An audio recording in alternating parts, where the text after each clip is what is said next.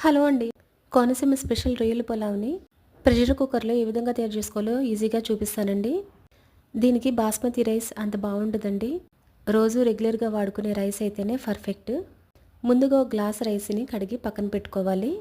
తర్వాత స్టవ్ వెలిగించుకుని ప్రెషర్ కుక్కర్‌ని పెట్టుకుని అందులో ఒక స్పూన్ నెయ్యిని, ఒక స్పూన్ ఆయిల్‌ని వేసుకుని తక్కువ క్వాంటిటీలో బిర్యానీ మసాలాలను వేసుకుని అవి వేయించుకోవాలి. తర్వాత 2 ఉల్లిపాయలను, పచ్చిమిరపకాయలను వేసి ఫ్రై చేయాలి.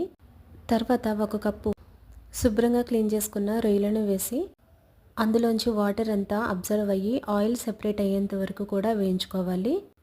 అవి వేగిన తర్వాత ఒక స్పూన్ అల్లం వెల్లుల్లి పేస్ట్ని వేసి పచ్చివాసన పోయే వరకు వేయించుకోవాలి.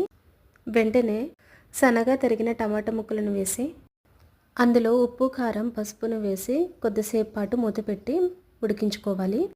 ముక్కంతా దగ్గర పడి ఆయిల్ సెపరేట్ అయినాక మనం కడిగి పెట్టుకున్న రైస్ని వేసి 1.5 గ్లాస్ వాటర్ వేసి మీడియం ఫ్లేమ్లో ఒక విజిల్, హై ఫ్లేమ్లో ఒక విజిల్ వచ్చినాక స్టవ్ ఆఫ్ చేసుకుని ప్రెషర్ అంతా పోయినాక సర్వ్